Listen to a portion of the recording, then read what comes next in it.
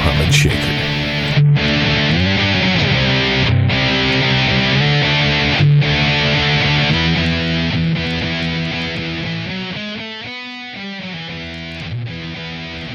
Good morning, good afternoon, or good evening, and welcome to the Vanguard. For Mohammed John Bolton Shaker, I am Matt Wright, and we are traversing the muddied waters of freedom. Of neoconservatism. Bitches. The best philosophy there is for you out there, America.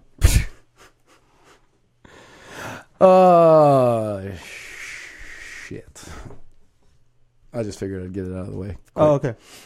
Anyway, so welcome to episode 63. 63? 63. We are 6 episodes away from a very special episode. Oh my God. Sad part is I had the exact same thought going through my head.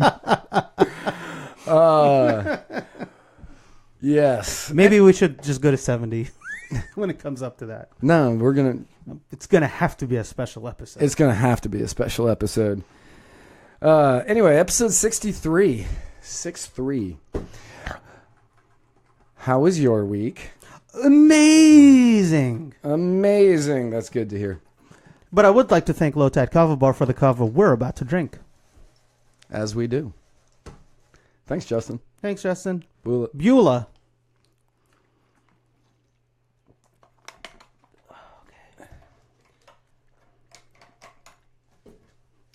Week was amazing. Yeah, what happened? Dude, things happened. Lots of good things. Yeah? Name 2. Oh, I donated 2 walkers to save our seniors. You did.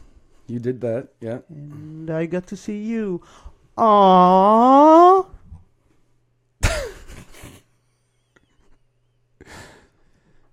Yeah, we actually hung out a lot this week. Yeah. That's weird. Yeah. That's really weird. Normally we only hang out like once or twice a week. I think we saw each other every single day. Yeah, almost. Mm-hmm. It's no wonder I'm tired of you today. Yeah.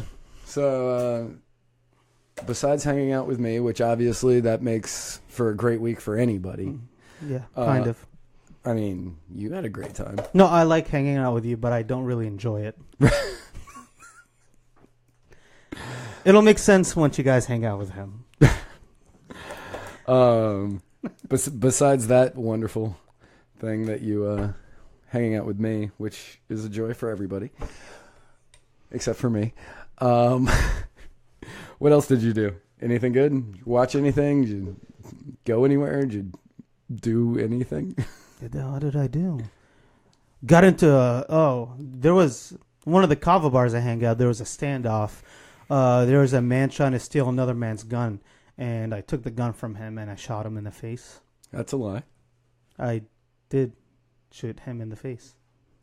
Oh, are you talking? Okay.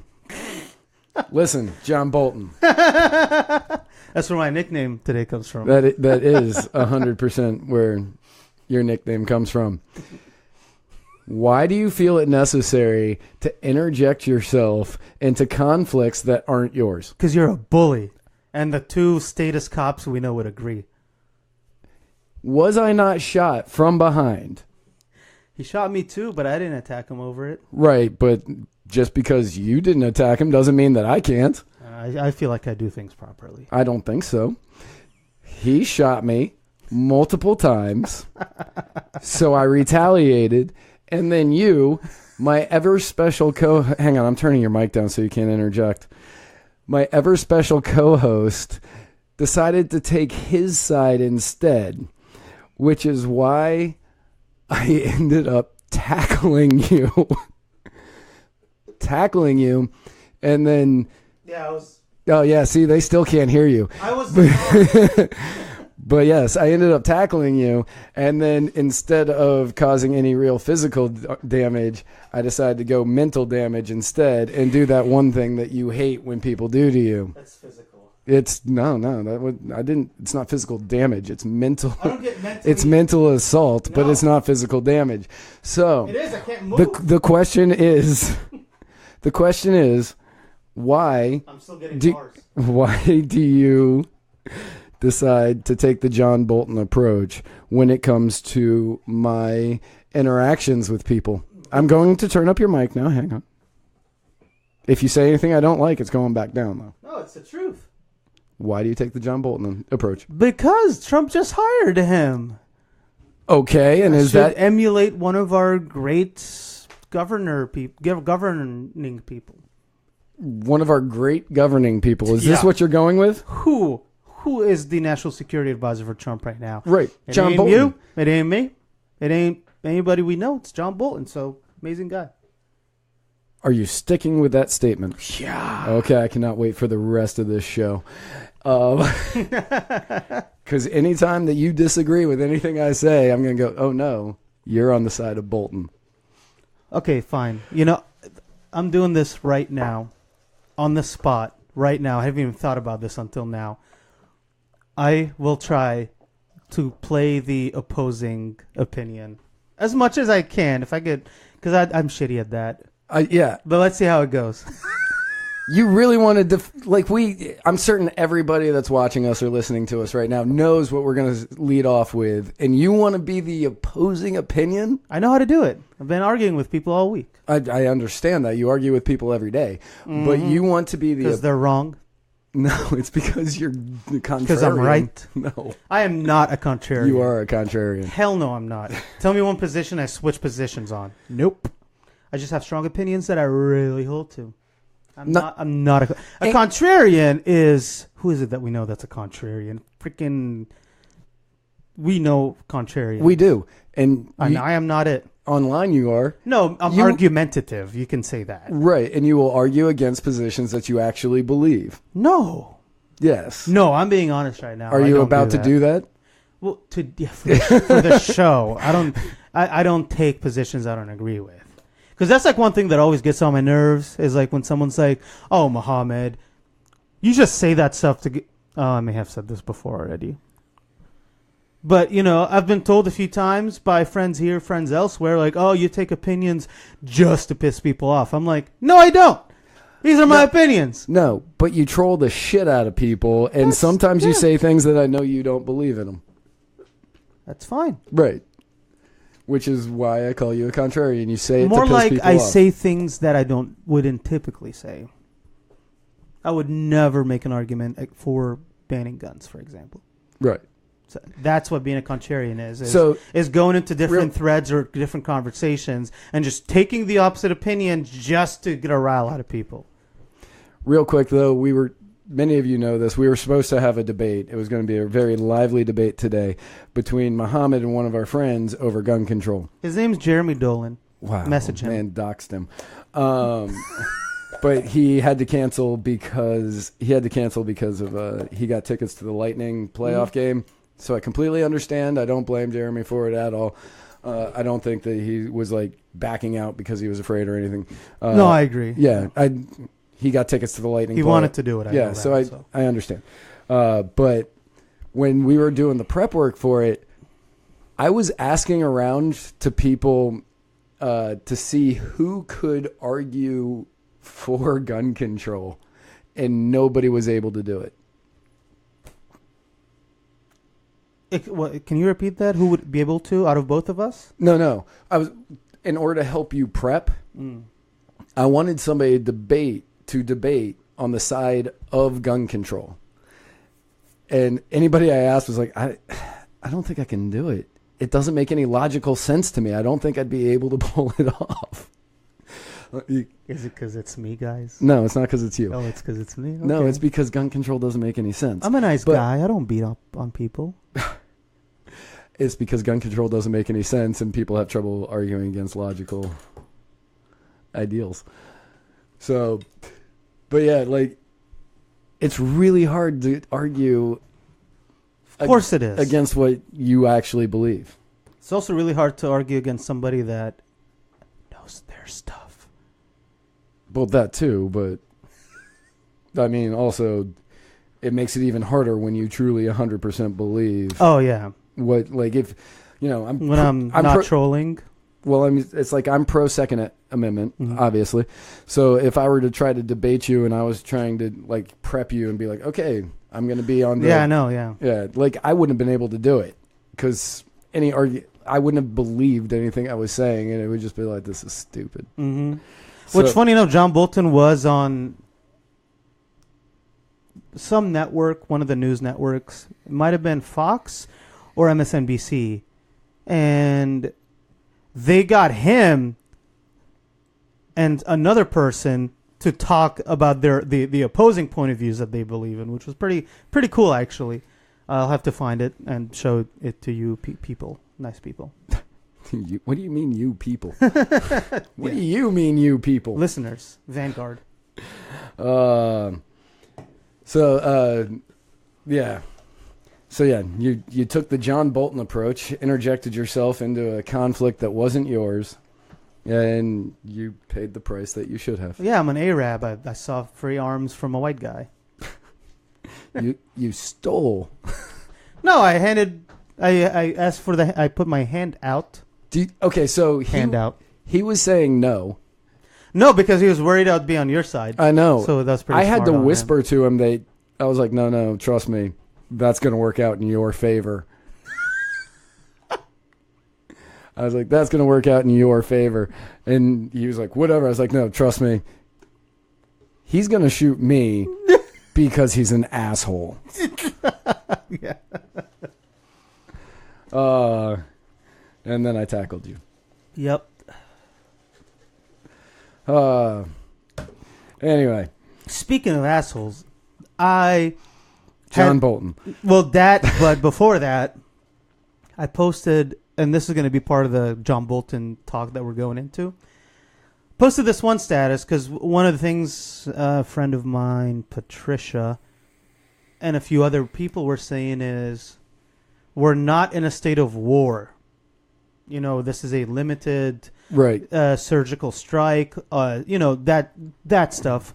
Which, to me, if you ever hear anybody say that, just imagine somebody bombing the United States facilities like Fort Bragg or something because of, I don't know, Waco or fucking something where the government decided to kill a bunch of its own people, as punishment for us doing that.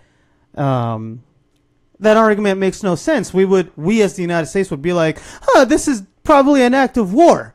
We should do something. And that's my thing. I'm just like, you can't call it that. They don't care about your constitution. Yeah, it's like, okay, so they don't care even if you did it constitutionally and declared, well, we're not, because that wouldn't make sense then, because it would be a war.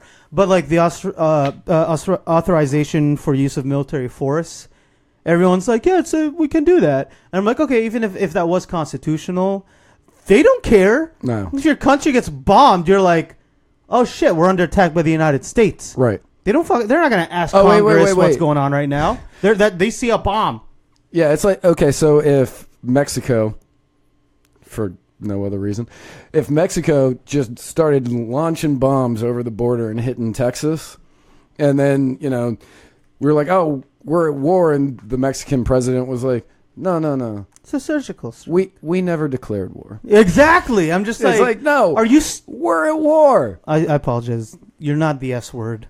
But really think about it. You can't just say something like that and expect me to take it seriously, And yeah, so assholes, this guy misinterpreted what I said and started saying I was a warmonger, And I was like, excuse me? Me? Like, you've been you understand? And I know the guy, and he follows me. You just stated you were going to argue on the side of John Bolton. Oh no, I know. I'm just talking about what happened on Facebook, anyways. And people were like, "Yeah, you mistook him, man. That's not what he was saying." I'm just like, "Yeah, I've never made a pro-war argument unless it was like me being ironic about like having served in the military, where I'm like talking about jumping out of airplanes because I want to get fucking a star on my airborne wings because that would be fucking cool."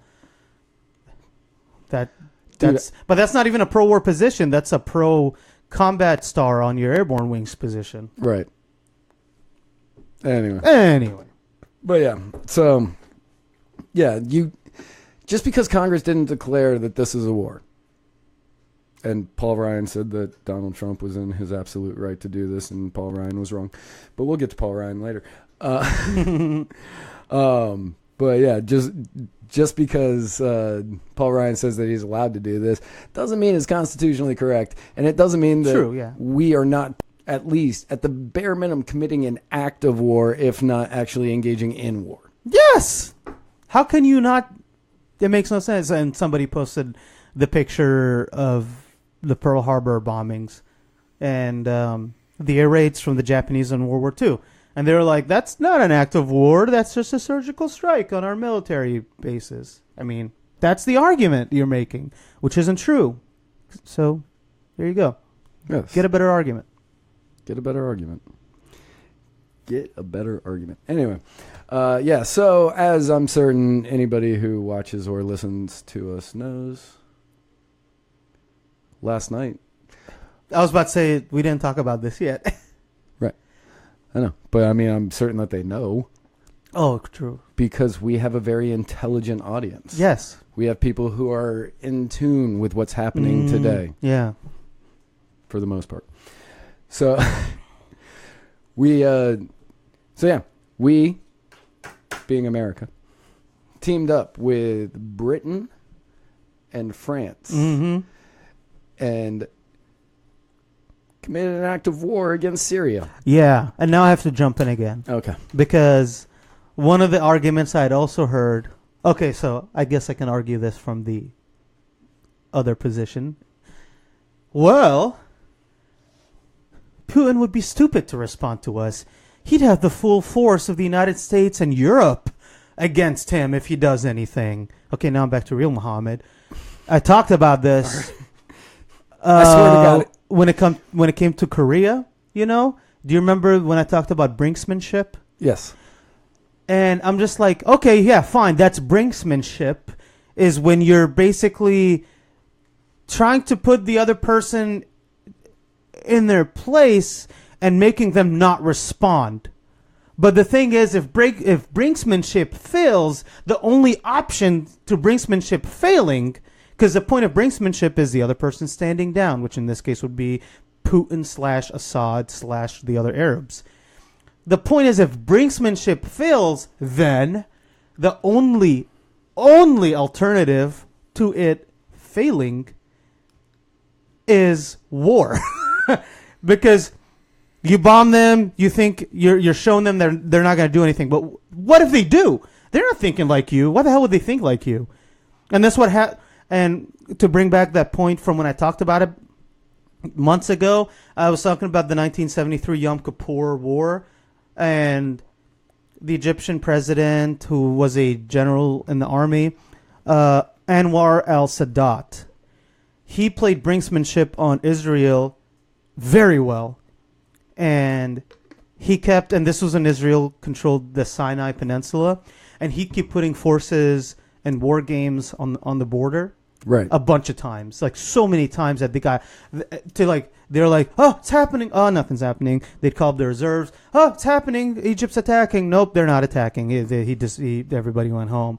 And then on Yom Kippur, which that doubles on top of it being like a holy day, there's no fighting fair, he attacked.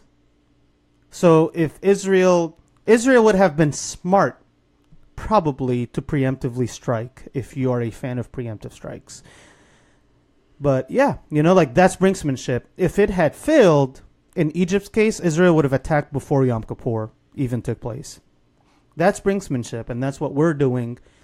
I wouldn't even say we're doing brinksmanship at this point. True, because we're attacking. Yeah. Right, because we're bombing them. Mm-hmm. We straight up bombed them. It was like a 70-something Tomahawk missiles. Yeah, and the thing is, when Putin and the Russians say, don't do this or we will respond, I would like to believe that he might actually respond no matter how strong Russia is compared to us. It doesn't matter how strong they are. No. He could respond and lose, but he will respond, and that's what matters. And it doesn't matter that he's going to lose. It matters that he's going to respond, and people are going to die on both sides. Right. And okay, so going back, well, first of all, if you feel like you've watched this show before, it's because about a year ago, it was 1 year, 1 week ago. It was 1 year, 1 week ago. We did an episode on us bombing Syria and why we shouldn't have done it. So, I mean, essentially, this is just going to be a rerun of last year's episode. We're just doing it all over again. Because nothing's freaking changed. But, so, on April 7th, there was a chlorine gas attack on Doma. Yeah. I think that's how you pronounce that. I'm not 100% sure. I think it's Doma. I think so. Yeah. On Doma. And immediately everybody went out and they were like, oh, Assad's gassing his people. Assad's gassing his people. We need to stop Assad, whatever. And it's like, he was winning the war. And he was winning the civil war. The terrorists had all been run out. Close. Like, I mean, they were definitely on the retreat. Yeah. And Trump had said a week before, yeah, I think I'm going to be pulling the American troops out of... A week before this one, right? I know he definitely said it last week. It was because we talked about it. Right, it was a week before the gas attack. Oh, I didn't remember that. This one or the last one? This one. Okay, okay. Right. A week before this one. It was like right around April 1st, which, April Fools. But yeah, so Trump was like, yeah, I think we'll be pulling our troops out of Syria because we don't really need to be there. So he's winning the war. He's got the terrorists all but beat, and he's got the Americans saying, we're going to pull out. That's the best time to gas your people? It makes no sense. I don't care if you are a crazy, off-your-rocker, completely batshit dictator. In that moment, you are not going to gas your people to keep the Americans there longer. Mm-hmm. It's not, or even get a worse response. Or right, I'm not annoyed, Sean. Which one? Whitehead. But yeah, you're not going to gas your people. It's not going to happen. Absolutely not going to happen. And then you got Mattis, the mad dog, saying that... Apparently, Mattis is the reason we only did a precision strike. Right. He said this is going to be a one-time shot. Mm-hmm. So, one-time good shot. on Mattis. I wish Mattis could have done more to just make it not happen at all. I know. One-time shot, as long as they don't use chemical weapons again. Yeah, because the thing is, there is no proof. There is zero proof that they've used it. Yeah. I mean, it may have happened, but there's no proof you can link anything to Assad. Not within a day. Well, it wasn't a day. Not within the span of a week, anyways. Like, how can you say that Bashar did that? I mean, maybe he did, but we didn't even try checking in any way, shape, or form. And you want to tell me he did it? There's no proof of that. No. That's a fucking lie. Okay. I know. I mean... In February, Ben Swan did a thing on this not too long ago. But in February, they were saying that Mattis came out and he said that there is no evidence that Assad used chemical weapons on his people. They are looking for it, but there is no evidence. Nobody's shown any evidence that this is Assad. Yeah. Now, granted, you do have Britain and France involved here, and you've got, hang on a second, I got it written down here. France's foreign minister, who apparently put on his big boy pants for this one, he said there is no doubt Assad was responsible, and he threatened, and then he came out and he threatened more strikes if chemical weapons were used again. And the most troubling thing I have about this entire thing is that Angela Merkel. Angela Merkel. Yeah. The great Nazi dictator. She said that the West response was necessary and appropriate. Right now... Which is, that is weird. I know Germany is converting to Islam. Right. Much. Germany is on our side in this. Yeah. And it's like... Something is completely wrong if Angela Merkel is going, oh, yeah, no, that's a good call, guys. Yeah, that way is to go. Weird. So, like, everything about this doesn't make any sense to me. Yeah. Makes zero sense to me. The Britain Prime Minister, Theresa May, she was saying, no, what we're doing is legal and necessary. Right and legal was what she said. Yeah. Right and legal, and then people in her government are going, yeah, show us the legality of this one. Yeah. This just makes me so mad. But yeah, that goes back to the whole, you know, what you infidels don't understand is how we see it in our deserts. When the white man, the Christian man come to our country, they bomb us. You tell us it's illegal. It's legal, but we don't think it's legal. You don't belong here. You attack us. We think we should attack you back. Maybe take a tower down or two. That's what we do. Yeah. Or maybe I talk like this the rest of the show. Okay. Either that or, you grab a couple of AR-15s and you go to San Bernardino and you shoot places up. Yes. Yeah, I mean, or you'll just go to France or the Arabs can. I mean, you could just stop fucking off and you could just go join. You could just go to England really easily right now.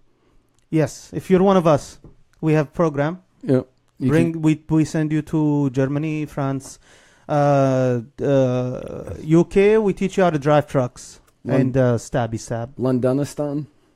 Yeah, you can head over to Londonistan.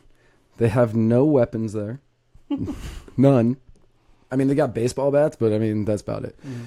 But give that like a year, and they'll probably ban those too. Mm-hmm. But you can go over to Londonistan, and I mean you can have free reign, just absolutely free reign over in London right now. Yes, we can. Yeah, and if you take away the baseball bats, we have the hammers. And after the hammers, we have the hands. So okay, you play the game. No, you don't play no game, but there is a game called the Assassin's Creed. It's based on the Muslim I know assassins. What it is, yeah. Yes, and we can use our hands. We don't care. Yeah. Whatever we can do to hurt the infidel. So okay, here's my question about London. Knives, obviously, have just recently. I think did they ban knives or? Are they just kind of pushing to don't carry them? Brother Sadiq Khan, who is the mayor. I'm going to have to ask you to stop so I can understand what the fuck you're saying. He's brother Sadiq. That's his name, first name Sadiq. His brother. He's the mayor of London. I know who he is. What is that one word you're saying? Sadiq Khan. No, not that one. Brother. That one. Yeah, he's a brother in the Ummah. Ummah means grandmother in South Africa. No. Ummah means the Islamic community. The Ummah. So he is our brother in the... Brother, got it. Okay. Yeah, he say any of the pasties walking around with a knife. Any of the pasties? Never mind, I'll do this after the show. I need to get my Arabic accent back. Yeah, Sadiq Khan said that people that have knives on them or whatever should not carry them, and they should be the full brunt of the force will be put on you. Okay, so they are now illegal in London. In London, yeah. Okay, what's the difference between a knife and a screwdriver? Knife is sharper. It is, but I mean I can stab you with both. So. I have an Irish friend that I was talking to about the whole knives thing. Right. And she told me that some gangs around the UK now drive around with toolboxes because a knife could technically belong in a toolbox with a bunch of other tools. So that's one way for criminals to get around the knife ban is to act like you're about to do some handyman stuff. Which is really funny, but makes sense. Yeah. I mean. So there's ways around it already. That I was like, oh wow. So the bad people already found a way around the knives. Not everybody in Britain's gonna start buying toolboxes to keep in their cars. To just be like, yeah, the knife I just got it from here. Right. No, the knife it's It's here in my toolbox. Yeah, I'm about to go do tool stuff. Yeah, I've got to go cut some things. Mm-hmm. Wires. Sure.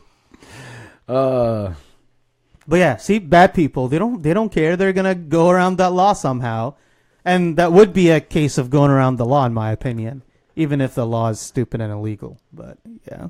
Yeah. Gun control doesn't work. Knife control doesn't work. Mm-hmm. That's basically what you would have gotten out of the show today if it had gone on as scheduled. I was really looking forward to not really doing much on the show today. Anyway, so did we finish everything about Syria? I mean, pretty much. Like we shouldn't be there. We don't have evidence that Assad is actually gassing his people. Oh, another argument I always hear is we can't stand by and watch these babies get gassed. It's funny because conservatives are using the children and babies argument. Right. So I was thinking about this earlier because I have seen that from a bunch of liberals as well. Oh, no, of course. Well, they're both really on the same side on this thing. No, 100%. But yeah, it's like, they're like, think of the children. He's gassing the children, blah, blah, blah. I want to know what the difference is between when liberals are like, when you say thoughts and prayers, when you send out thoughts and prayers after a tragedy, it doesn't do anything. Think of the children, doesn't do anything either. Well, I mean, I agree, but they are saying we should do something. They're saying we should bomb. Right, but I mean, it depends on the argument. Yeah. No, I know you're saying, yeah. But yeah, to me, I'm just like, there's no difference between those two arguments. Oh, I know. They're both pointless arguments. The funny thing is I mean, one of them's not an argument. One of them's just thoughts and prayers. Yeah. Not an argument. It's just, oh man, I feel bad for these people. In my opinion, because I was also thinking about this a few days ago, a better way to sort of explain what you're trying to say, in my opinion, is thoughts and prayers seem to be fine for any other tragedy except for the school shooting. I never see anybody bitch about thoughts and prayers when it's like a tragedy. Like, what are you gonna do with hurricanes, for example? You don't see anybody saying, "Oh, thoughts and prayers again." No, like, what the fuck are you gonna do about a hurricane? Right? Like, obviously you don't care. You're just mad that you were not giving you our guns. Well, actually, I do see people get mad about thoughts and prayers over the hurricanes. Why? Because the first people out there helping are freaking churches and private businesses. Yeah, 100%. But yeah, people are like, oh yeah, we don't need thoughts and prayers. We need... And mosques.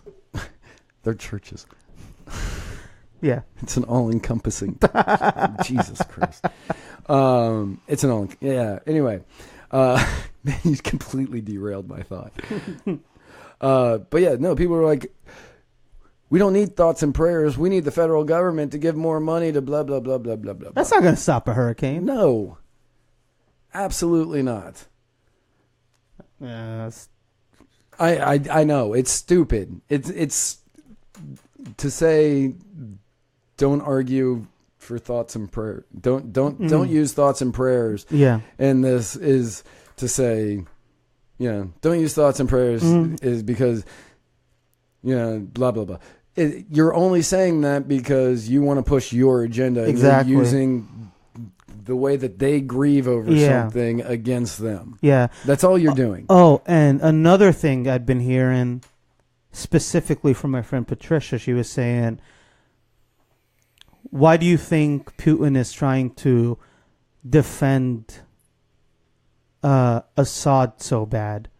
And honestly, I thought that was not a smart question because it's really obvious why. The Soviet Union, this is Cold War stuff. Israel became a thing, then you had the Arab-Israeli wars, the West, specifically America, really armed and backed Israel, while the Soviets, this is the Cold War, armed and helped the Arabs in response. That's basic 101 Cold War proxy stuff, Right. I'm just like, they've been their friends since the first Arab-Israeli war, pretty much. So how do you not expect him to help them out? In my opinion, of course he's going to help them out. I expect that if they're supposed to be good allies, which they are. And then she was saying something about how like Syria is like a cash cow for Russia, for Russian arms, but just like Egypt, my country, just like how they get arms from the United States, I think they get like 1.3 billion a year or something like that. I think that is from the American taxpayer. That Egypt does not pay for these F-16s and Abrams tanks that Egypt has. We do as Americans. It's the same thing with Syria, who's an even poorer country than Egypt is. They're not buying anything from Russia. Russia is arming them to keep their sphere of influence there. I don't think it's weird at all that he's trying to help them, cash cow or not. They're trying to keep their sphere of influence strong. You know, they have Iran as well. And my thing is, like, with what's been happening in the Middle East since the Sykes-Picot Agreement with the French and the British, and post-World War One, and the colonialism when it was about to die, there was still some colonialism out of that. How can you not expect Arabic countries or Muslim countries in the region, because I want to throw Iran in there, and Turkey, how do you not expect them to find an ally that's going to help them against Western aggression? And that person happens to be Russia. I mean, it's really simple. You know, I'm not trying to attack anyone's intelligence or anything, but I really think the argument of Putin is defending Assad, so that's a bad thing, is really not a good argument to make, because they're going to find somebody to back them up. That's just how it works. You're either with NATO and all that, or you're with Russia, China, you know? Right. So, yeah, and those are really the big arguments I'd heard, and I'm just like, that doesn't make too much sense to me. No, like, why is it your job, or why do you think you have the right to tell people to not be friends with other people? They're going to have to get arms from somewhere. Like, that's what you're going to end up going to. I mean, you can take Russia away, but they'll buy from China. I mean, I don't get the argument that well. And apparently China has troops in Syria. Somebody told me about that. Oh, no, I haven't read about that. Yeah, well, I didn't either. And I was like, well, crap, you know. And, you know, the whole, it's our job. No, it's not. It's, that is the biggest thing that neocons say that bugs the crap out of me. And this kind of goes into the children thing, too. It's like, people are like, oh, the children. I'm like, we don't do anything most of the time with all of the active conflicts that have been going on in the world. We're just choosing this for whatever reason the current president is choosing to do it, whether it's Obama or Trump or Bush or like Clinton. You have right now, you have Yemen or Reagan or Nixon. Yeah. But Nixon didn't get involved much, and to be fair to him, he didn't too. Well, yeah, but Nixon was not a go out and do stuff guy like Bush was. You know. No. That's what I mean. Or like LBJ was, or like JFK was. Yeah. But you have like Yemen, and then you have all over Africa, there are people dying at the hands of dictators. Parts of Asia, there's active conflicts all over the world, and we're not touching them. And why? So, how do you justify we're doing this because we care about children when you're really not? Also, when we've used more chemical weapons than any other country in all the recent, that's true, in all the recent wars and conflicts, we've used all of them. We've used like Agent Orange. We've used what's the stuff that burns? The other stuff, napalm. We've used depleted uranium shells in napalm Iraq. Is equal parts gasoline and orange juice concentrate. All right. Yeah. And if we lose this episode, I'm sorry. Yeah, but But so, like, they all sit there and they, like, so many of the neocons are like, Matt, he is gassing his people. What are you supposed to do? And, like, I want to say, well, if he just shot them, would you be equally as upset? Thank you. Yeah. If he just goes out and he's like, just sends his army out and just shoots up an entire place, are you going to be equally upset, or are you going to say, no, that's not our business? Yeah. Like, why is it the fact that he's gassing somebody, even though I still don't, I have not seen evidence that he's gassing people. This is the tools argument that we made on, like, the liberals and progressives on the Second Amendment issue. Like, you're mad at a tool when stabbing a bunch of people, or a serial killer doing it over a long period of time doesn't matter as much for some reason. Mm-hmm. It's a tools argument because, like, Obama. Well, Bush definitely, but Obama most recently, like, had dropped a bomb and killed like 120 people on that one hospital where the Doctors Without Borders people were doing it, and killed 120 people, many children. That's not an issue. People being bombed and shot, like you were just saying. It's not an issue, but 20 people die from a gas attack. Whoa, man, gas attack. It's like, what? It was 75 people. Okay, 75 people. We've killed plenty more with bombs, though. Right. And it's just like, so you care about the tool, not the fact that people died in general. That it's the same liberal argument about tools. They're worried about a tool. And that's what's going on here now with neocons and other Trump supporters that are just like, gas. And I'm like, okay, bombs. Why is that any different? Because it is to them. For some reason, yeah. Mm-hmm. Yeah, doesn't make any sense. Makes zero sense. Yeah. Like, either be against it all or be against none of it. Mm-hmm. We'll talk about Facebook next. That's where I was going to go. All right. So before we get banned from Facebook for me telling you how to make napalm, let's talk about them. As many of you probably know, if not all of you, you've probably seen all the memes, all the fantastic memes that have been coming out from it. Mm-hmm. It's one of the rare times I sat down and watched a hearing. Yeah, I watched pretty much all of that hearing. Mm-hmm. Overlord Zuckerberg sat down in front of a Senate congressional hearing to talk about Facebook. It's a Turing test, is what they did. Yeah.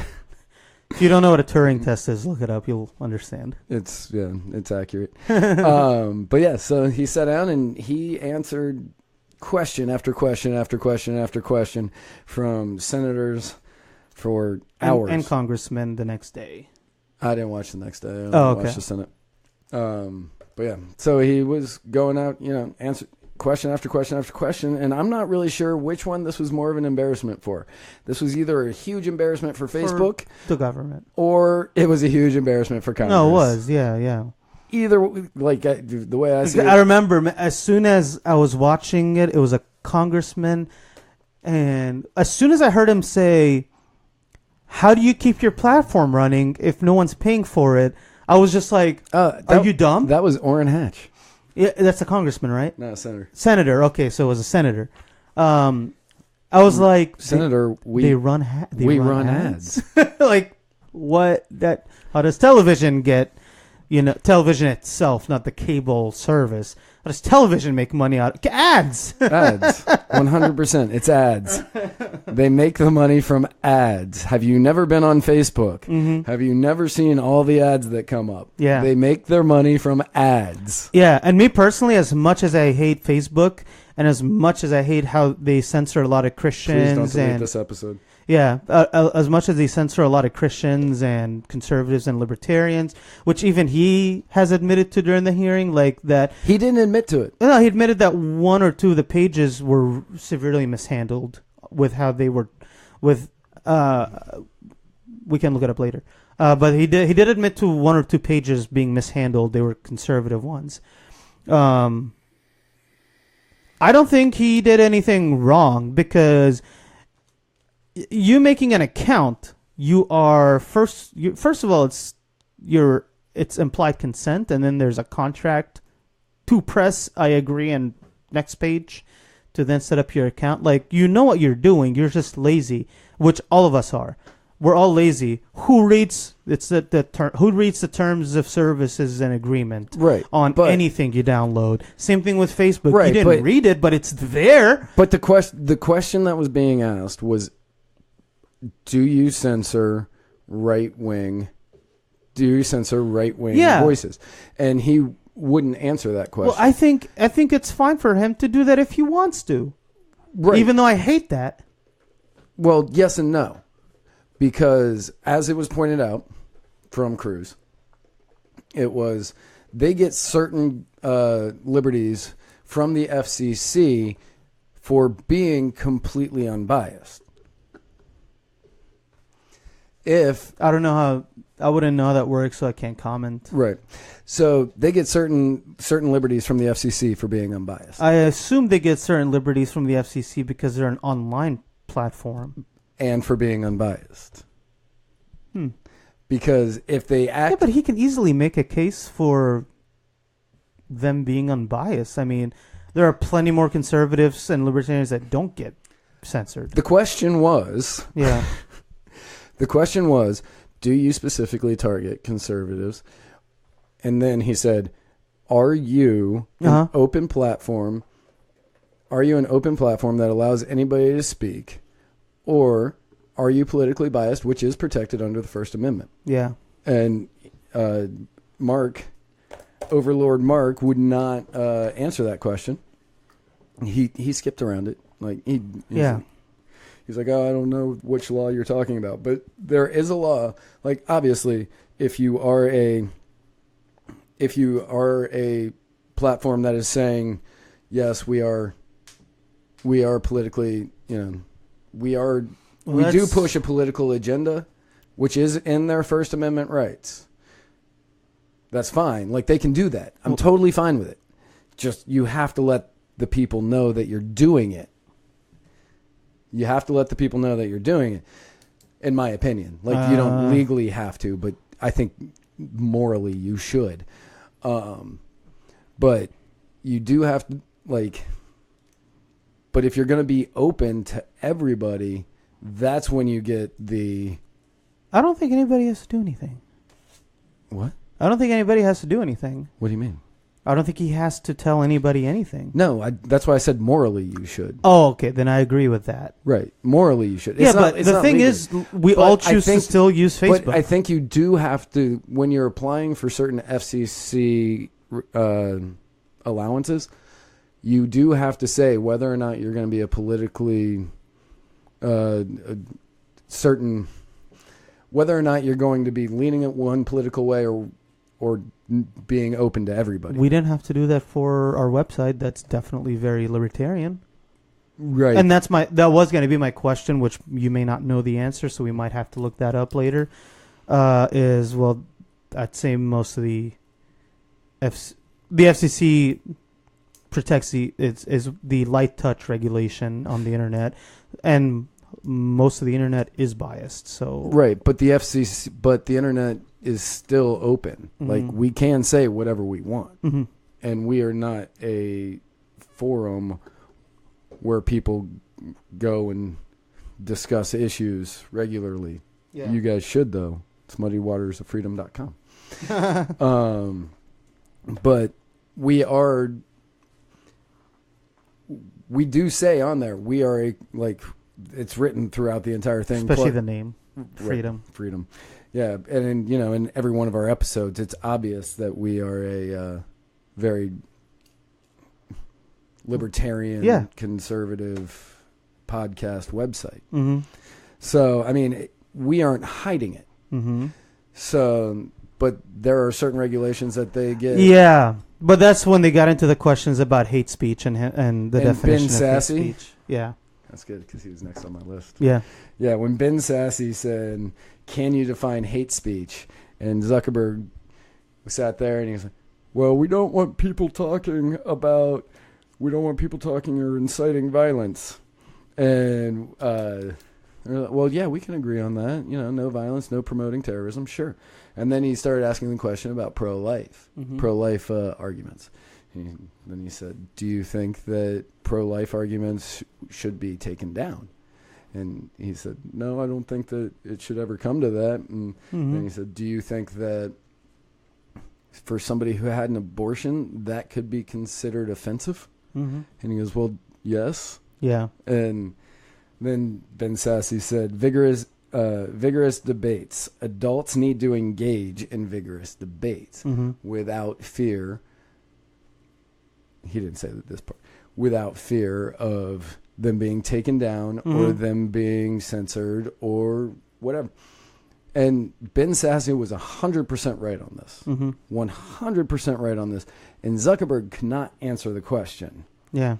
And like the way I see it is, even if an argument, when it comes, like you and I get into online debates pretty often. Yeah. Some would call them arguments. But yeah, we get into arguments online, we get into debates online, and they get heated, and people get offended.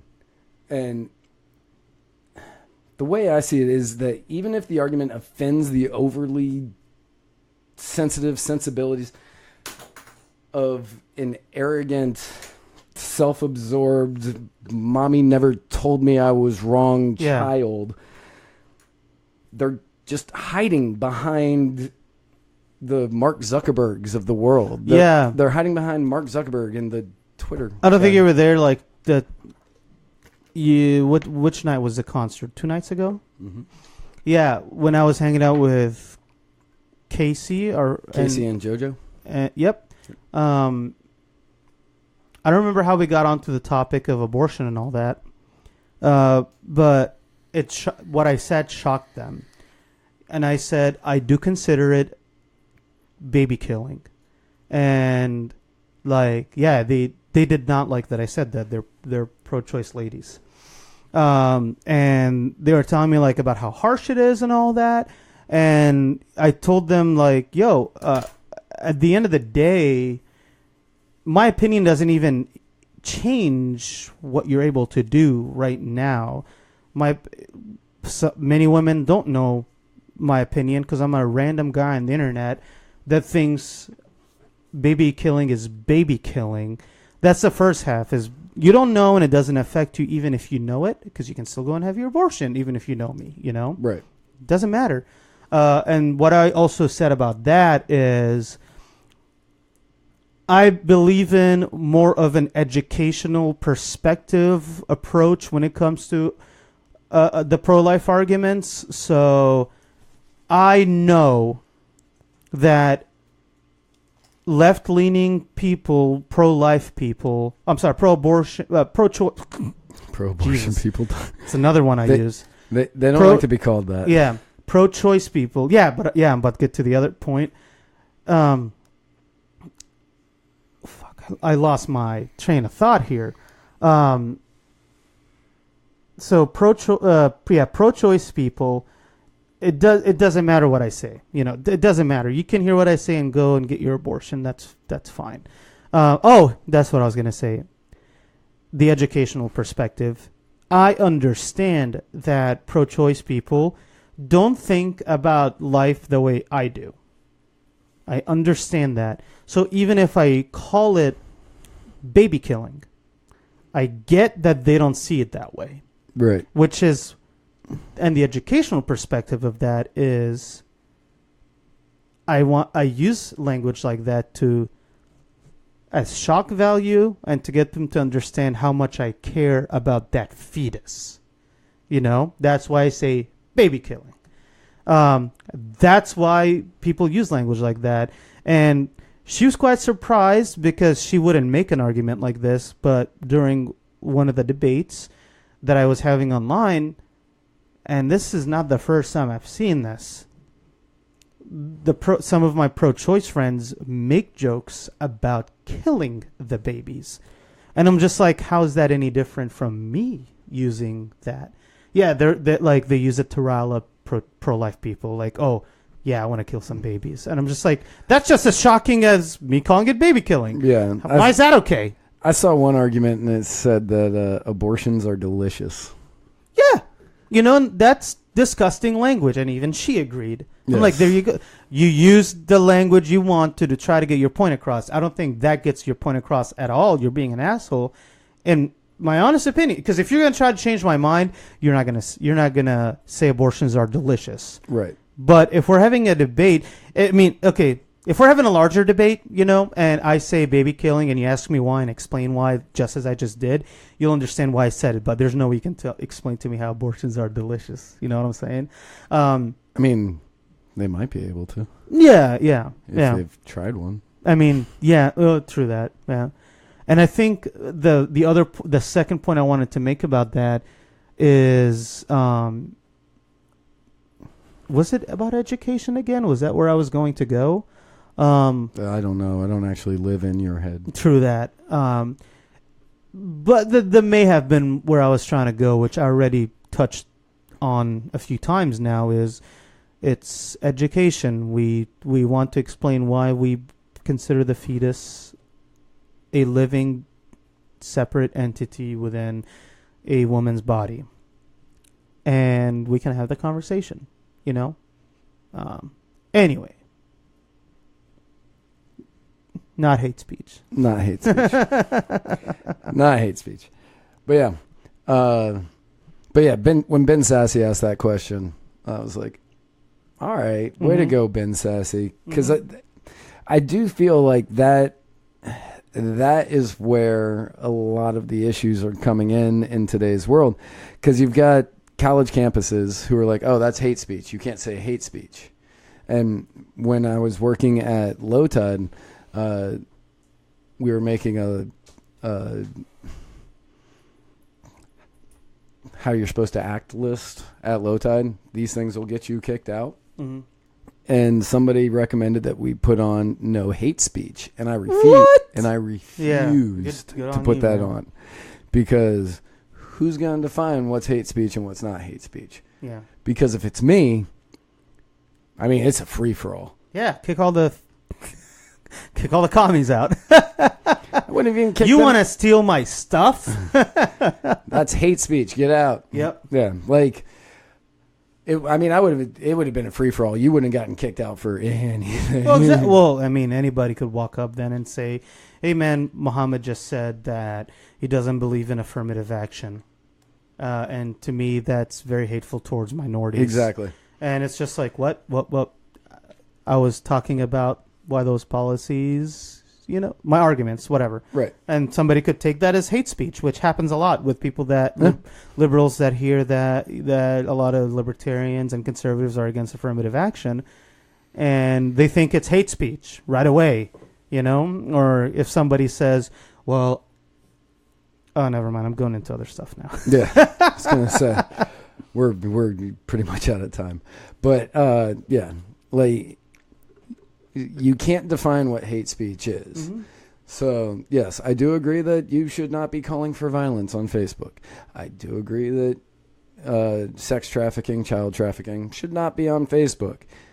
Outside of that, yeah, I kind of think it should be a free-for-all. I agree. And if somebody gets offended by something that they say, they shouldn't be able to report it and say, this offends me. No, they should not follow that person. Unfriend that person, not follow that page, or I've been unfriended come up with a times. Great argument to counteract that point. Yeah, like there should not be a reason for people to be getting kicked off of Facebook because somebody was offended. Yeah, and here's the thing: until we get to that point, which could happen, people willingly left MySpace for Facebook. On YouTube, people are willingly moving away from YouTube or using other means of monetizing their videos, especially like conservatives and libertarians, like the BitChute, DTube, Patreon. A lot of times, people will reach out and ask you to personally mention their company and what they sell or whatever and give you money for it.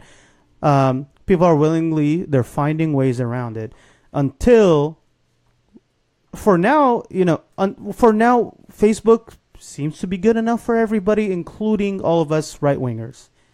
So until that changes and all of us decide to move on to a different platform, Like, you have the freedom to move. Like, I'm sorry. It sucks that I only have 20-something contacts on, is it MeWe or WeMe? Whatever it is. That there's another social media website and app. Like, MeWe? Yeah, until people decide to move on to that, it's a wasteland on there. But we all have the right to go there right now and not use Facebook ever again. But we are lazy people, we're creatures of habit, and we like Facebook. Right. So how the hell can you blame him? And in my opinion. And you can find us on MeWe. We got a Muddied Waters of Freedom group. Yeah. But yeah. Also, to finish up, Paul Ryan announced that he is retiring after this term. He's not running for re-election. Mm-hmm. So, to him, I used to like him, man. He was good. But at the very beginning, yeah, he was. And then he stopped. But so, to him, I just got to say that this is just another turning point. A fork stuck in the road. Mm-hmm. Time grabs you by the wrist and directs you where to go. Yeah. He's probably tired of dealing with... So make the best of this test. Yeah, I mean, he's hurting... And don't ask why. I hope you had the time of your life. Yeah. So, last Bula? Yep. Last Bula. Last Bula. Shazza. Bula. Remember, everybody, you can find us on Facebook at facebook.com/Muddied Waters of Freedom. You can find us on Instagram at Muddied Waters of Freedom. You can find us on Twitter at Muddied_Waters. We are also on MeWe. Just find it. Yeah, Muddied Waters of Freedom. I think that's all you really need to do. It's a group. And, yeah, so you can find us there. And I'm working on setting us up on a couple of other things as well. Yeah. For when the overlords of Facebook decide that they are done with us. Oh, yeah? Because that's coming. That's coming like a freight train. Well, I don't know if it is. I mean, he's kind of scared right now. We'll see. Yeah. But... Yeah. I'm not betting it's not coming. Mm-hmm. All right. Anything else on your end? No, that is... That's good. Thank you for joining us, everybody. Hang on a second. What? Okay. I had to make sure that nothing else was going to play when I turned this up. Thank you for joining us, everybody. As always, remember where we're going. We don't need roads.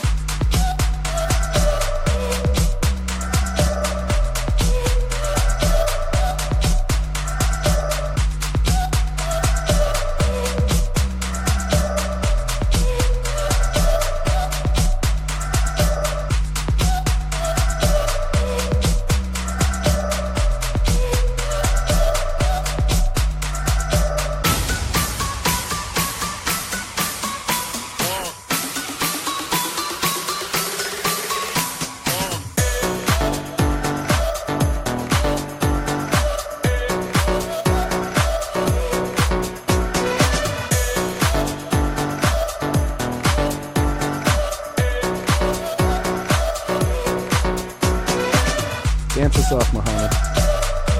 Dance us off.